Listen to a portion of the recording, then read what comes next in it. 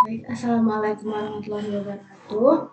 Kami dari kelompok 3, kami akan membahas mengenai algoritma RSA di mana yang beranggotakan yang pertama Bangkit Habibur Rahman, yang kedua Hanifah Khairunisa, yang ketiga Muhammad Ma'al Farhan, yang keempat Muhammad Alfandre Akilah, yang kelima Muhammad Tirta Syakban, dan yang terakhir saya sendiri Yolanda Endala.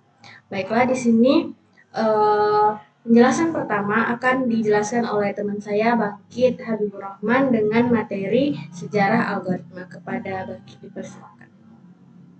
Baiklah, saya akan menjelaskan tentang sejarah algoritma. Algoritma RSA dibuat oleh 3 orang peneliti dari MIT pada tahun 1976, yaitu Ron Rivers, Adi Shamir, dan Leonard Adleman. Nama RSA sendiri diambil dari ketiga penemunya tersebut. RSA adalah salah satu teknik kriptografi di mana kunci untuk melakukan enkripsi berbeda dengan kunci untuk melakukan deskripsi.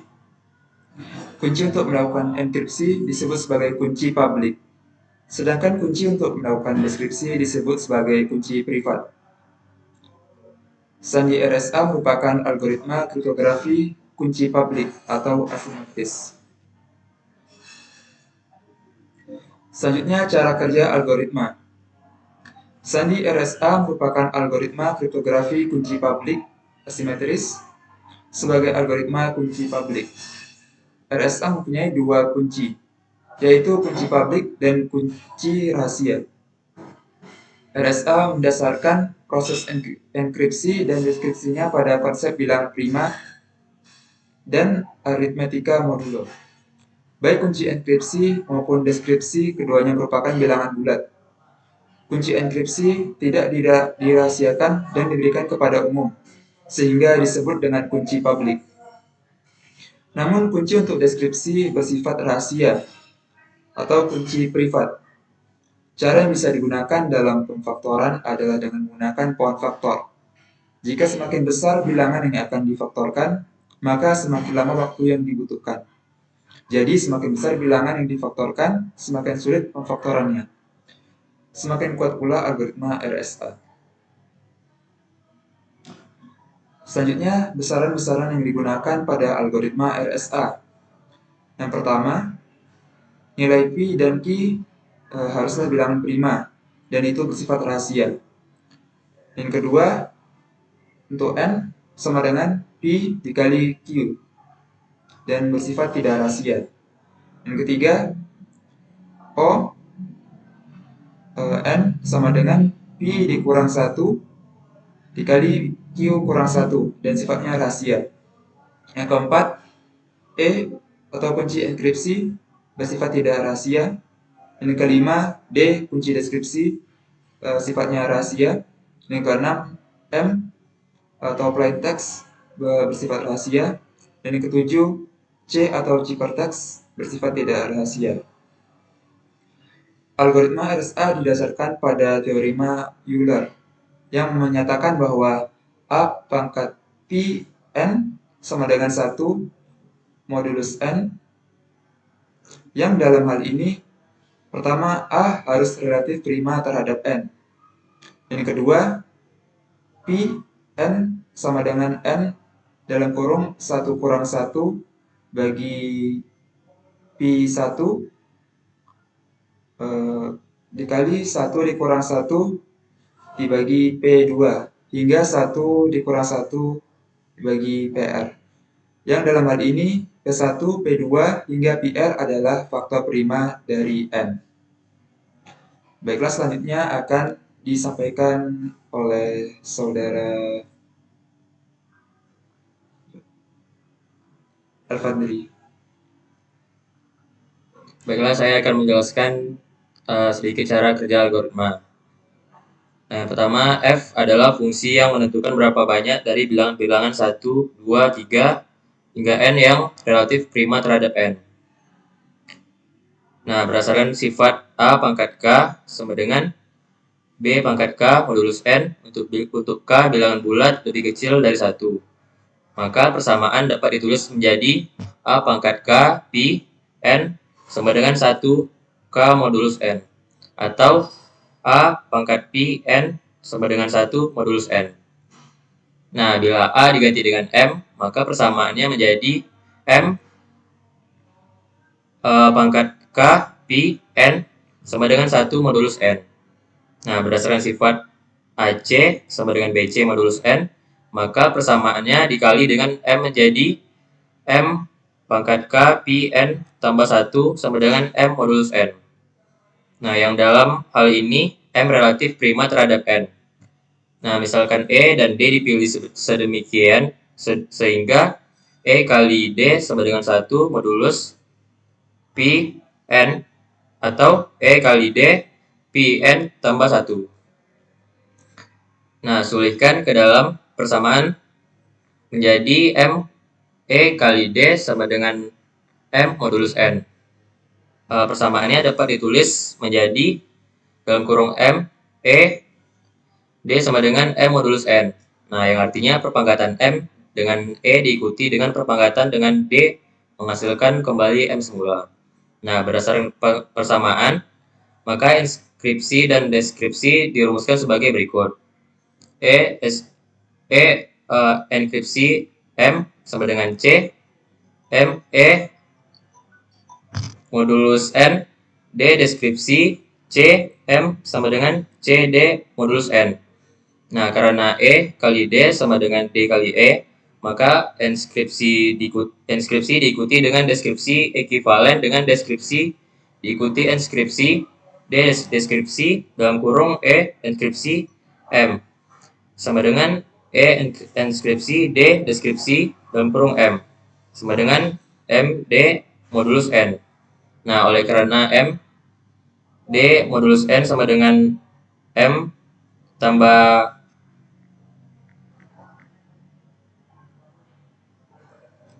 Jn D modulus N untuk sembarangan bilangan bulat J. Maka tiap plain text M tambah N, M tambah 2N menghasilkan ciphertext yang sama. Dengan kata lain, transformasinya dari banyak ke 1. Nah, agar transformasinya 1 ke 1, maka M harus dibatasi dengan himpunan 0, 1, 2, N sampai 1. Sehingga inskripsi dan deskripsi tetap benar seperti persamaan tetap benar seperti pada persamaan.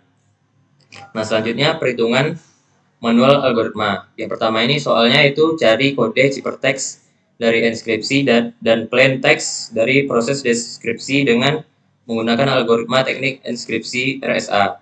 Nah, plain text yang dijadikan input adalah mari belajar, dan untuk nilai N, KS dan KP harus ditentukan sebelumnya. Nah, jawabannya itu 1. Menentukan nilai P dan Q secara acak, di mana untuk penentuan nilai P dan Q merupakan bebas yang termasuk bilangan prima. Nah, P ini bernilai 13 dan Q bernilai 31. Nah, yang kedua hitung modulus N-nya dan fungsi Euler-Stoichian dengan rumus N sama dengan P kali Q, yaitu P dari 13, Q-nya 31, hasilnya itu 403. Nah, Pi N-nya sama dengan Pi kurang 1 dan Q kurang 1. Yang mana 13 kurang 1 dan 31 kurang 1 menghasilkan 12 kali 30 yang kalau dijumlahkan menjadi 360. Oke, sekian penjelasan dari saya. Baik, di sini saya akan melanjutkan penjelasan dari Avanti yaitu mengenai perhitungan manual algoritma RSA. Nah, yang ketiga yang kita perlu lakukan adalah menentukan nilai kunci publik. Dimana kunci publik itu tidak boleh merupakan nilai faktorial dari Pn yang bersifat bilangan prima. Maka sebelumnya dicari nilai faktorial dari Pn, yaitu di mana Pn adalah 360 dan faktornya adalah 23 dikali 32 dikali 5. Jadi, untuk menentukan nilai kunci publik tidak boleh bernilai 2, 3, atau 5. Dan di sini ditentukan nilai kunci publiknya adalah 7. Kemudian, yang keempat, kita menentukan kunci private, di mana kunci private ini bersifat rahasia. Nilai kunci private dapat ditentukan dengan rumus berikut, yaitu kunci publik dikali kunci private mod P sama dengan 1, di mana tadi kita udah menemukan kunci private-nya itu bernilai 7 dan kunci publiknya, maksud saya kunci publiknya 7 dan kunci private-nya yang ingin kita cari, kemudian dimodkan dengan 360 sama dengan 1. Sehingga untuk menentukan nilai kunci private dengan cara termudah adalah kunci private sama dengan M dikali 360 ditambah 1 dibagi 11. Hasil dari kunci private adalah bilangan bulat dengan mencoba nilai-nilai M, yang mana M itu adalah bilangan integer yang sama dengan 1, 2, 3, dan seterusnya hingga diperoleh kunci private-nya adalah 103 dengan M sama dengan 2. Kemudian yang kelima, kita cek nilai kunci private. 7 dikali kunci private dimodkan dengan 360 sama dengan 1. Kemudian kita masukkan nilai yang kita sudah peroleh tadi, yaitu 103 di nilai kunci private. Kemudian 7 dikali 103 sama dengan 721, mod 360 sama dengan 1. Nah, kemudian 721 dikurang dengan 1 dibagi dengan 360 modulo 0. Kemudian 720 dibagi 360 hasilnya adalah 2 modulo 0. Nah, hasilnya bulat yaitu 2. Nah, maka dapat ditentukan bahwa nilai kunci private-nya adalah 103. Kemudian yang keenam, setelah kita dapatkan semua parameter yang akan digunakan dalam proses enskripsi dan deskripsi, yaitu ada N403 kunci publik, 7 kunci private, ada 103. Nah, dengan menggunakan plain text Mari Belajar, kita akan lihat kode ASCII dari plain text-nya, yaitu di mana M adalah 77, A adalah 65, R adalah 82, I 73, B 66, E ada 69, L ada 76, A 65, J 74, A 65, dan R 82. Nah, dari kode ASCII plain text tersebut, kita enskripsikan dengan rumus karakter atau plain text dipangkatkan dengan kunci publik dimodkan dengan N, di mana tadi kita sudah dapat nilai karakternya berapa dimodkan dengan KP dan dapatlah hasilnya 116 dan begitu seterusnya. Kemudian contohnya ini yang pertama, kita ambil contoh dari M. Nah, di sini M itu tadi kan nilainya 77. Kemudian kita pangkatkan dengan 7. Nah, ini maksudnya pangkat ya. Yang saya blok karena di PowerPoint tidak bisa menuliskan pangkat. Nah, di sini ini maksudnya 77 dipangkatkan dengan 7, dimodkan dengan 403, kemudian hasilnya 116. Begitu seterusnya sampai R. Nah, kemudian penjelasan ini akan dilanjutkan oleh teman saya, Muhammad Malfarhan. Kepada teman saya dipersilakan. Saya Muhammad Malfarhan. Baik, di sini saya akan melanjutkan presentasi dari rekan saya yaitu Yolanda. Di bagian perhitungan manual algoritma, yaitu selanjutnya itu deskripsi. Nah, rumus deskripsi tersebut yaitu deskripsi atau plain text sama dengan ciphercode dipangkatkan dengan KS, kemudian di mod N. Nah, di sini sudah ada deskripsi atau plain text-nya yaitu M, kemudian sama dengan ciphercode-nya yaitu 116, kemudian dipangkatkan dengan KS. KS-nya yaitu 103. Lalu dimodkan dengan N. Nilai N-nya yaitu 403. Maka hasilnya yaitu 77. Begitu juga seterusnya. Nah, untuk deskripsi atau plain text dari masing-masing huruf yaitu Mari Belajar ini, semua ini, teman-teman bisa lihat pada tabel ASCII. Seperti itu. Kemudian selanjutnya yaitu di sini sudah ada contoh dari kode algoritma RSA. Nah, untuk contoh kode algoritma RSA yaitu seperti ini. Teman-teman bisa lihat sendiri. Nah, untuk detailnya itu akan dijelaskan oleh teman saya pada akhir presentasi nanti.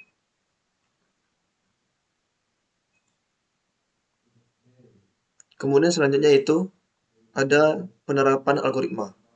Yang pertama yaitu contoh penerapan algoritma ada pada browser Chrome yang mempunyai sertifikat SSL. Nah, untuk contoh penerapan algoritma browser Chrome ini, teman-teman bisa lihat menggunakan laptop ataupun handphone ya pada bagian setting Chrome tersebut. Nah, sebelum masuk ke sana, kita terlebih dahulu akan memahami apa itu SSL. Jadi SSL yaitu kepanjangan dari Secure Certificate Layer, merupakan suatu lapisan keamanan yang digunakan untuk melindungi kegiatan transaksi yang ada di dalam website dengan menggunakan teknologi enkripsi data yang paling mutakhir. Nah, secara umum, fungsi dari SSL atau Secure Certificate Layer adalah untuk mengamankan data pribadi seperti nama, alamat, atau nomor kartu kredit dari para penjahat cyber. Dengan SSL dapat dipastikan informasi Anda terkirim ke server tujuan dan bukannya ke mesin lain yang tidak memiliki hak atas informasi tersebut. Sebuah situs web yang menggunakan sertifikat SSL ditandai dengan alamat URL-nya berubah dari HTTP menjadi HTTPS, seperti itu. Kemudian website yang menggunakan sertifikat SSL atau tidak melalui Google Chrome dapat ditandai dengan adanya ikon gembok di samping kiri nama domain. Bisa dipastikan website tersebut sudah menggunakan HTTPS.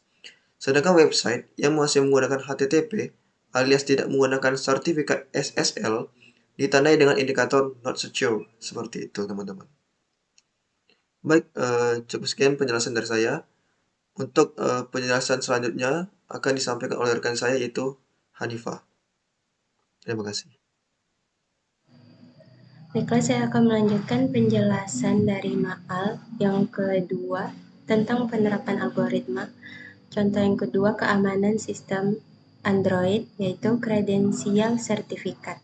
Sertifikat kredensial yang ada di menu pengaturan keamanan Android mempunyai fungsi salah satunya sebagai berikut.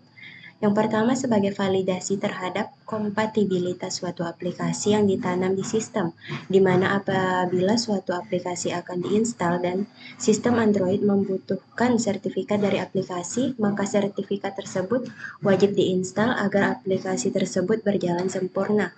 Kemudian yang kedua, sebagai validasi keamanan di sistem Android itu sendiri. Makanya ada kalanya kita diberitahu oleh sebuah notifikasi untuk segera memperbaharui atau update sertifikat yang kadaluarsa, ditujukan untuk memperbaharui sisi keamanan sebuah sistem. Yang ketiga, sertifikat kredensial berfungsi menjaga keamanan sistem dari pembobol, cracker, atau penjara akun sebagai validasi masuk di root sistem Android. Yang keempat, dengan adanya sertifikat kredensial yang terbaru dan lengkap, Android menjamin pengguna akan keamanan sistemnya. Kemudian yang terakhir, sertifikat Android juga berfungsi untuk pintu masuk ke server utama Android serta ke market resmi Play Store. Selanjutnya, kelebihan dan kekurangan dari algoritma RSA. Menurut Yudi Retanto dalam artikelnya yang berjudul Perbandingan Algoritma RSA dan Diffie-Hellman, terdapat beberapa perbedaan yang pada kedua algoritma tersebut.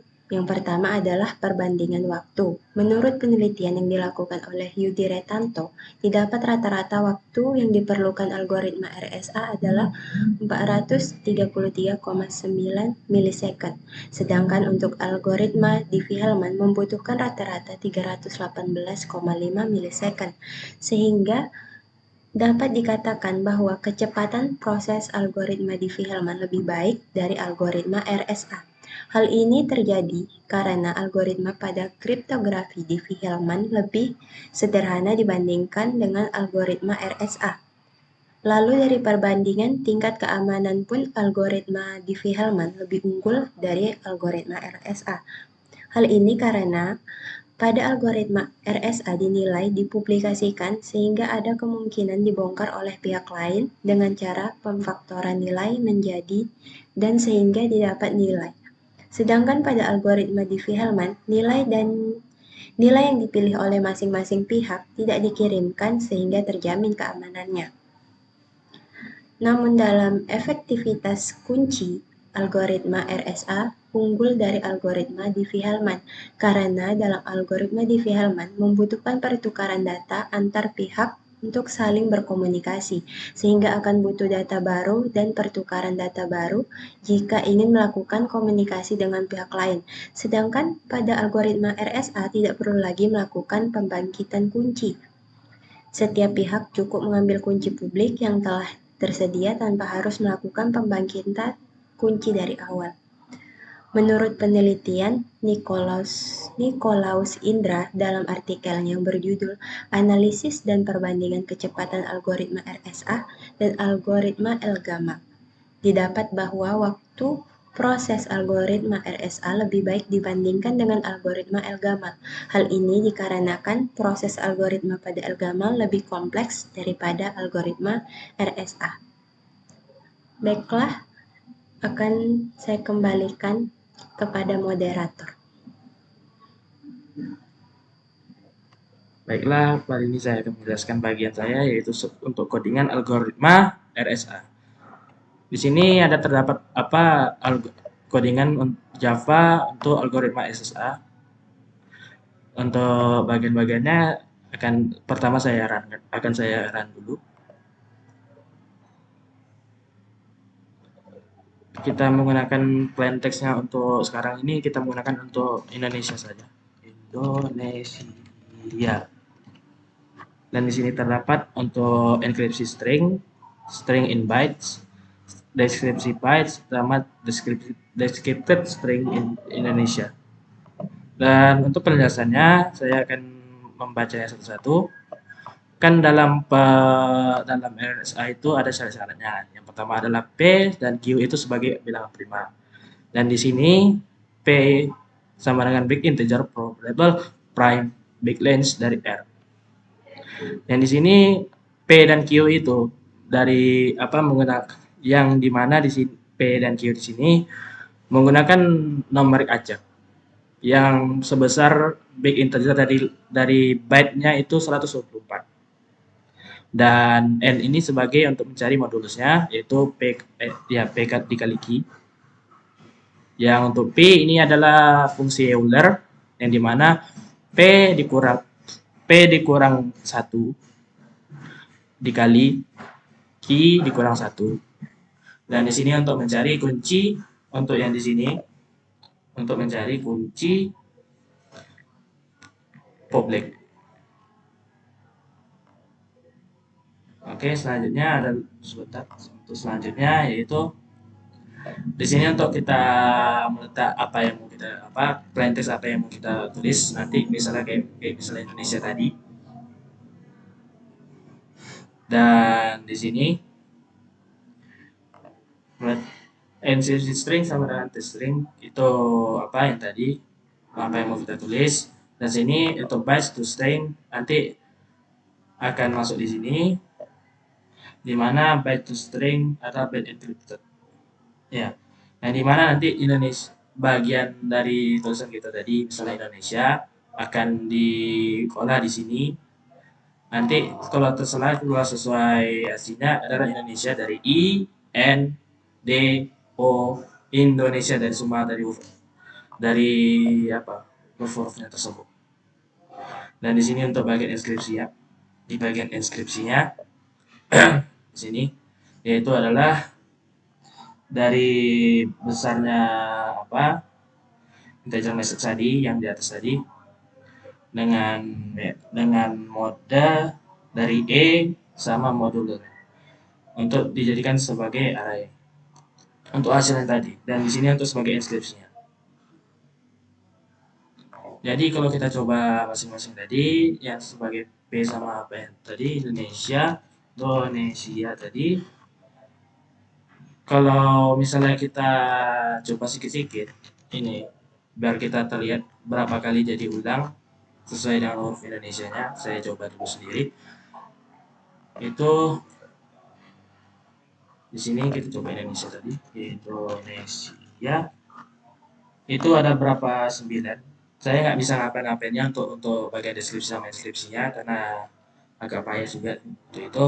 Tapi dari lihat di sininya untuk sistem outprint line itu kan untuk masih untuk spasi itu dia pengen lagi spasi ke bawah ke spasi spasi spasi dan spasi. Jadi sini ada 1, 2, 3, 4, 5, 6, 7, 8, 9 sebanyak dari huruf Indonesia tadi. Yaitu adalah 1, 2, 3, 4, 5, 6, 7, 8, dan 9. Sebanyak dari apa yang mau deskripsikan. Oke, sekian dari saya. Apabila ada kesalahan saya mohon maaf. Wabillahi taufiq wal hidayah. Assalamualaikum warahmatullahi wabarakatuh. Baik, sekian penjelasan dari kelompok kami mengenai algoritma RSA dari sejarah, cara kerja, sampai dengan demo aplikasi, kemudian kelebihan dan kekurangannya. Sekian dari kami akhiri. Wassalamualaikum warahmatullahi wabarakatuh.